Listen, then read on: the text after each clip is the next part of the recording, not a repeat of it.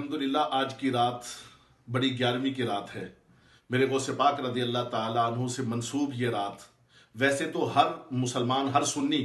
अपने घर के अंदर हर माह की 11 तारीख को, चांद की 11 को दिन 10वां और रात 11वीं या मुख्तलिफ तवारीख रखी हैं अपने अपने हिसाब से। मेरे गौसे पाक रदी अल्लाह ताला अन्हु की 11वीं बड़ी शद्दोमत के साथ मनाई जाती है। साल के बाद ये दिन आता है,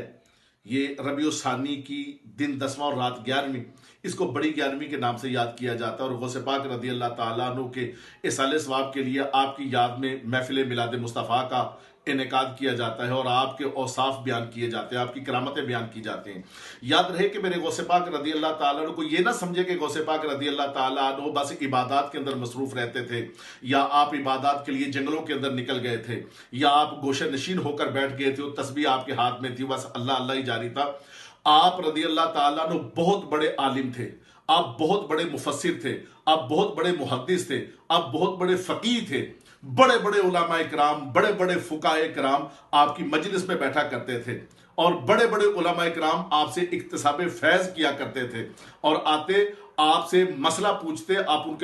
उनका मसला बताते। एक एक वाज के अंदर, आपके एक एक वाज के अंदर 70-70 हजार लोगों का मजमा हुआ करता था और बड़े बड़े उलमाए किराम आपकी मजलिस में आपके कदमों में बैठते थे और बड़े बड़े फुकाए किराम आपके मुरीदीन को अल्लाह तबारक व तआला ने वो मलका अता फरमाया था कि करामात में भी आप यगाना थे और इल्म में भी आप यगाना थे, अमल में भी आप यगाना थे, आप विलायत में भी आप यगाना थे। आप जिस हस्ती, आप एक हमाजेत शख्सियत थी। आपका जिस पहलू में देखें तो आप जिस पहलू में देखें तो आप नादर और नायाब नजर आते हैं। अगर आपका पहलू करामात का पहलू ही अगर ले लिया जाए तो आपके करामात के पहलू के अंदर भी हजरत अब्दुर्रहमान जामी रहमतुल्लाह ताला अलैह फरमाते हैं कि मैं जब भी अपने शेख अब्दुल कादिर जिलानी रहमतुल्लाह ताला अलैह के साथ होता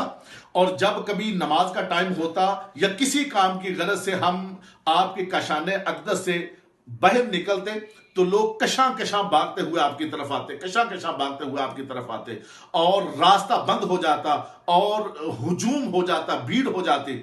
जम्मे गफीर हो जाता। आप फरमाते हैं कि एक दिन नमाज का टाइम था, मैं जब अपने घर से बाहर निकलने लगे, हम जब आपके कशाने अक़दस से बाहर निकलने लगे, मस्जिद की तरफ जाने लगे, फरमाते हैं कि मेरे दिल के अंदर ख्याल आया कि यार वो वाला माहौल जो बनता है, एक जम्मे गफीर बन जाता है, एक धक्कमपील होती है, एक धक्के लगते हैं, ये कोई अच्छा नहीं लगता, तंगी होती है। आप फरमाते हैं जब हम आपके कशाने अक़दस से बाहर निकले तो मुझे ऐसे महसूस होता था कि जैसे कोई आपकी तरफ तवज्जो ही नहीं कर रहा, जैसे पता ही नहीं किसी को कि कौन आया कौन जा रहा है। कहते मेरे दिल के अंदर ख्याल हुआ कि लोगों को क्या हो गया,